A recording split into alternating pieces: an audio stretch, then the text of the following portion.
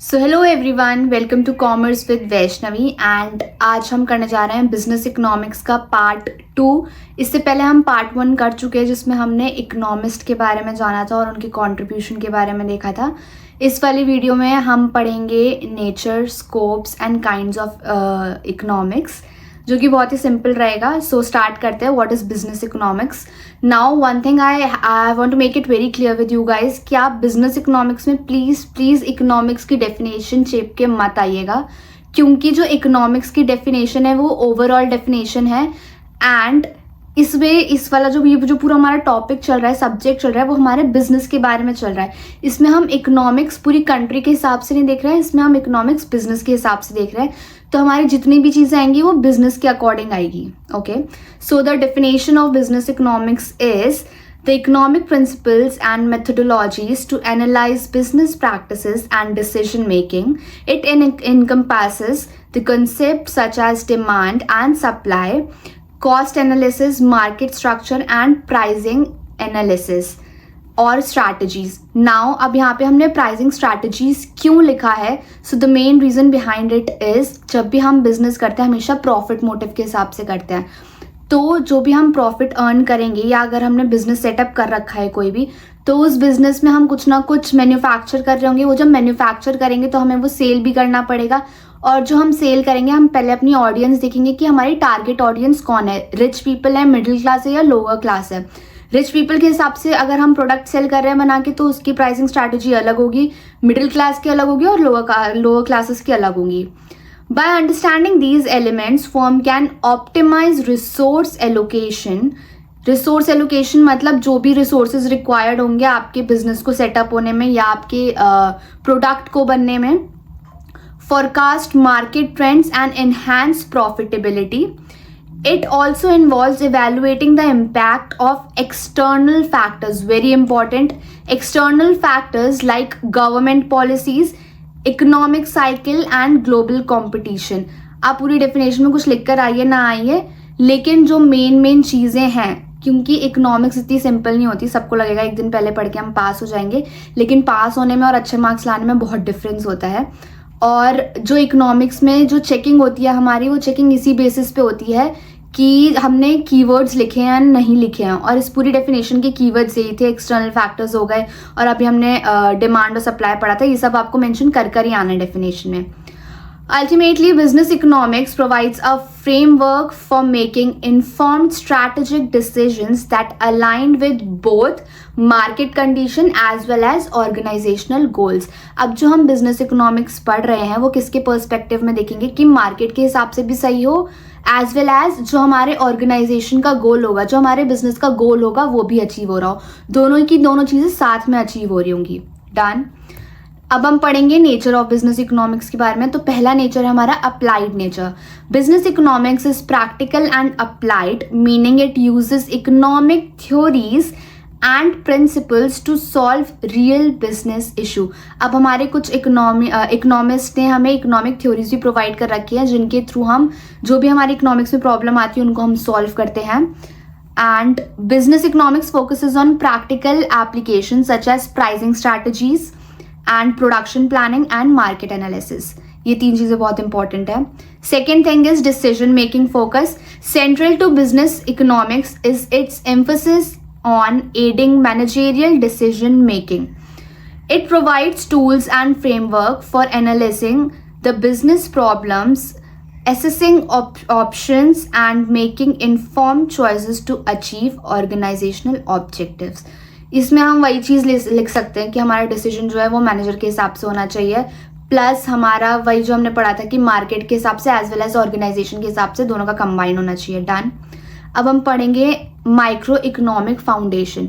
Business economics is rooted in micro economic theory which examines individual market firms and consumer concept such as supply and demand, elasticity and marginal analysis. ये सारे के सारे chapters आपने class 11th की economics में पढ़े होंगे, तो आपको याद होने चाहिए। चैप्टर की डिटेल ना याद हो, लेकिन चैप्टर की हेडिंग्स तो याद होंगी, वो आप इसमें लिख कर आ सकते हो। और माइक्रो इकोनॉमिक्स, ध्यान देना, माइक्रो इकोनॉमिक्स हम हमेशा इंडिविजुअल के लिए पढ़ते हैं। जो मैक्रो इकोनॉमिक्स होती है वो हमारी होती है एग्रीगेट फोकस, लेकिन माइक्रो इकोनॉमिक्स में हम सिर्फ छोटी छोटी चीज़ें देखते हैं, हम इंडिविजुअल के हिसाब से देखते हैं उसमें। Optimization and efficiency, it emphasizes optimizing resources used to maximize profit and operational efficiency। operational efficiency मतलब जो भी हमारा बिजनेस में काम हो रहा है उसकी efficiency, उसको 100% अचीव करना अच्छे से। Techniques like cost benefit analysis, अब इसमें डिफरेंट टाइप ऑफ एनालिसिस है जो कि हम यूज़ कर रहे हैं इसमें। Linear programming and production efficiency are used to determine the best course of action and improve performance. Market structure analysis, understanding different market structures such as perfect competition, monopoly, oligopoly, monopolistic competition, ये सब हम आगे chapters में पढ़ेंगे, आगे units में हम cover करने वाले सबको। Business economics analysis, how these structures affect pricing, output and competitive strategies। अब हम देखेंगे कि ये सब टोटल मिला के हमारे बिजनेस को कैसे अफेक्ट करते हैं। ओके, रिस्क एंड अनसर्टेनिटीज़, ये तो हमें पता ही है कि ऑफ कोर्स हम कोई भी बिजनेस सेटअप करेंगे उसमें रिस्क और अनसर्टेनिटी होती है। 50-50 चांसेस होते हैं, आप सक्सीड भी कर सकते हो, आपको लॉस भी हो सकता है, कुछ भी हो सकता है बिजनेस में। एंड नाउ अब इसमें जो हमारे रिस्क होंगे वो क्या इंक्लूड करेंगे? मार्केट फ्लक्चुएशंस, मार्केट में कुछ भी हो सकता है, डिमांड सप्लाई में चेंजेस आ सकते हैं, anything can be possible. Economic down turns हो सकते हैं कि सपोज इन्फ्लेशन आ गया या डिफ्लेशन आ गया। Quantitative techniques, the field employs quantitative method include statistical analysis, econometrics and modeling to analyze data and forecast future trends। अब ये quantitative क्यों बोला गया यहाँ पे? क्योंकि हम future trends को हम analyze कर पा रहे हैं पहले से ही। These techniques help in making data-driven decisions and predicting market behaviour, हमें पहले से ही मार्केट बिहेवियर हम प्रिडिक्ट कर पाते हैं कि आगे फ्यूचर में क्या होने वाला है। Now scope of business economics, सबसे पहला स्कोप है demand and supply analysis. Business economics examines the forces of demand and supply which are fundamental in determining product prices and quantities. Now अब जो यहाँ पे प्राइस है वो हमारा डिमांड एंड सप्लाई, जो मार्केट की डिमांड और सप्लाई है वो सेट करेगी। And now it involves analyzing factors that influence consumer demand, consumer की डिमांड को एनालाइज करेंगे।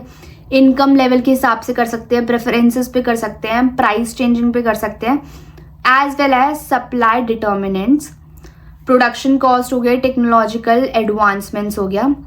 नाउ कॉस्ट एनालिसिस, ये सब तो आपको नाम से ही समझ आ जाएंगे, they are very easy. Understanding various cost concepts, fixed, variable, marginal and total cost is crucial for pricing strategies and profit maximization. Business economics involves analyzing cost structures, economies of scale and cost behaviors to optimize production, efficiency and financial performance। अब यहाँ पे हम cost सिर्फ ऐसे analyse नहीं करेंगे, हमें cost कैसे एनालाइज करनी है? ऑप्टिमाइज प्रोडक्शन हो, मतलब जो प्रोडक्शन हो रहा है वो प्रॉपरली ऑप्टिमाइज हो, प्लस एफिशिएंसी भी दे रहा हो, मतलब 100% उसका आउटपुट भी जनरेट होके आ रहा हो। एंड फाइनेंशियल परफॉर्मेंस, वो हमारे बिजनेस के लिए भी फाइनेंशियली सूटेबल हो। अब हम प्राइसिंग स्ट्रैटेजीज देखेंगे, ये हमने सबसे ऊपर देख लिया था। This area involves determining optimal pricing policy based on market conditions, competitions and cost structures. Business economics explores various pricing models including cost plus pricing, competitive pricing and value based pricing। अब इसमें 3 type की pricing strategies के बारे में बात करी गई है, cost plus pricing, competitive pricing and value based pricing. To help firm set prices, अब इसमें फर्म प्राइसेस कैसे सेट कर सकती है? इन 3 मेथड्स के थ्रू हमारा फर्म जो है वो प्राइसेस सेट कर सकती है। Profitability while remaining competitive, profit management. Business economics focuses on strategies for maximizing profits. It includes analyzing profit margins, break even points and return on investment. Techniques like profit optimization, marginal analysis are used to improve the decision. अब हम पढ़ेंगे investment decisions. Business economics aid in evaluating investment opportunities and making decisions about capital budgeting. अब capital budgeting भी हम पढ़ के आ चुके हैं. इसमें आपको इन सब चीज़ों के बारे में डिटेल रखने की कोई ज़रूरत नहीं है, सिर्फ आपकी हेडिंग्स वर्क करेंगे. आप हेडिंग्स अच्छे से समझ लो, हेडिंग्स याद कर लो, और जो उसके अंदर के पार्ट्स है कोई इतना बहुत ज़्यादा चेक नहीं करता कॉलेज के एग्जाम्स में. तो आप एक बार हल्का सा रीड लगा लीजिए, या जो मैं बोल रही हूँ बस ईयरफोन्स डाल के एक बार आप सुन लीजिए. आप उसके अंदर डिटेल्स में लिख कर आ जाएंगे, आपको फुल मार्क्स मिल जाएंगे. Technique such as net present value NPV, internal rate of return IRR and pay back period are used to access the viability and profitability of investment projects. Risk and uncertainty management. Businesses face various risks and uncertainties, including market fluctuations, economic changes, and regulatory impacts. Business economics provides tools for risk assessment and management, helping firms develop strategies to mitigate potential negative effect and capitalize on opportunities. यहीं पे हमारा ख़त्म होता है. हमने nature भी देख लिया, स्कोप भी देख लिया बिजनेस इकोनॉमिक्स का. अब आता है हमारा काइंड्स ऑफ बिजनेस इकोनॉमिक्स. तो कितनी काइंड्स है? First one is micro business economics, second one is macro business economics, third is normative and fourth is positive. तो सबसे पहले आपकी स्क्रीन पे डिफरेंस आ गया होगा माइक्रो वर्सेस मैक्रो. हमने पहले ये 4 चीज़ें तो देख लिया, अब हम देखेंगे माइक्रो क्या होता है. Microeconomics is that part of economic theory which studies the behavior of individual unit of an economy. मतलब ये सिर्फ इकोनॉमी को एज एन इंडिविजुअल देखता है. ऑन द अदर हैंड जो मैक्रो है वो एग्रीगेट देखता है. इसके टूल्स है डिमांड एंड सप्लाई, एंड उसके aggregate demand and aggregate supply है. Aims to determine price of a commodity और फैक्टर ऑफ प्रोडक्शन. इसमें सिर्फ हम एक प्राइस की कमोडिटी देखते हैं और फैक्टर्स ऑफ प्रोडक्शन देखते हैं. क्या होते हैं factors of production? Land, labour, capital and entrepreneur. ये आपको लिख के नहीं आना है, ये सिर्फ मैंने बता दिया है आपको. 12th क्लास में आपने फर्स्ट चैप्टर में पढ़ा होगा.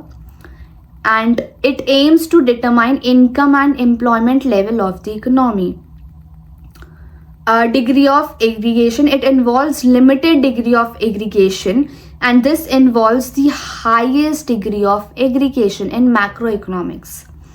Basic assumption is हम माइक्रो इकोनॉमिक्स में एज्यूम करते हैं कि all the macro variables to be constant. सारे के सारे जो बड़े लेवल पे चेंजेस हो रहे हैं, मैक्रो इकोनॉमिक्स के चेंजेस हो रहे हैं, वो सारे के सारे कांस्टेंट रखेंगे हम. And it assumes that national income, consumption, savings, etc. are constant. Macro economics देखता है, क्या एज्यूम करता है कि हमारे माइक्रो वेरिएबल्स क्या हैं. It assumes that all the micro variables like decision of households and firms, prices of individual products etcetera are constant. इसमें छोटी चीज़ें हमेशा कॉन्स्टेंट रहेंगी. कंज्यूमर की चॉइसेस कॉन्स्टेंट रहेगी. सारी छोटी छोटी चीज़ें मैक्रो इकोनॉमिक्स में कॉन्स्टेंट रहेगी, और माइक्रो में मैक्रो इकोनॉमिक्स की चीज़ें कांस्टेंट रहेंगी. इसका माइक्रो इकोनॉमिक्स का अदर नेम है price theory, and macro economics का अदर नेम है income and employment theory. Example, इसमें इंडिविजुअल इनकम आ जाएगी एंड इंडिविजुअल आउटपुट आ जाएगा. और मैक्रो इकोनॉमिक्स क्योंकि टोटल देखेगा, एज अ होल देखेगा, तो यह आ जाएगा हमारा national income and national output. अब हम पढ़ेंगे कि पॉजिटिव इकोनॉमिक्स क्या होती है एंड नॉर्मेटिव इकोनॉमिक्स क्या होती है. ये मैंने आपको डिफरेंस के उससे दिखा रखा है, लेकिन आप इसको नॉट एज अ डिफरेंस लिख के but as in paragraph pointers लिख के आ सकते हैं एग्जाम में. जैसे आपको 15 मार्कर क्वेश्चन दे सकते हैं कि बिजनेस इकोनॉमिक्स क्या होती है, उसके नेचर या काइंड्स के बारे में बताइए, या डायरेक्ट नहीं भी आता कि उसके काइंड्स के बारे में बताइए, उसके बाद भी आप इकोनॉमिक्स क्या होती है उसके बीच में ये सब चीज़ें ऐड ऑन कर सकते हैं. Positive economics deal with what is और how the economic problem are actually solved. हम इकोनॉमिक प्रॉब्लम्स को कैसे सॉल्व करते हैं. नॉर्मेटिव इकोनॉमिक्स कैसे डील करती है, इट ऑट टू बी और how the economic problem should be solve. ये फ्यूचर देखती है काइंड ऑफ, और पॉजिटिव इकोनॉमिक्स प्रेजेंट में बात कर रही है हमारी। Verification, it can be verified with actual data, क्योंकि ये प्रेजेंट की बात कर रहा है। ये फ्यूचर है तो it can not be verified with actual data in normative economics. Positive economics में it aims to real description of an economic activity. इसमें क्या है, it aims to determine the ideals, क्योंकि ये फ्यूचर की बात करें इस वजह से हम इसमें सिर्फ और सिर्फ आइडियल्स के बारे में बात करेंगे। It is based upon facts and दज नॉट सजेस्टिव, क्योंकि ये प्रेजेंट में चल रहा है तो हमारे पास फैक्ट्स होंगे। But on the other hand normative economic is based upon individual opinion and therefore it is suggestive in nature. ये एक इंडिविजुअल के ओपिनियन पे कि फ्यूचर में ऐसा हो सकता है, फ्यूचर में ये हो सकता है, तो ये सजेस्टिव है और ये इंडिविजुअल टू इंडिविजुअल वैरी कर सकता है।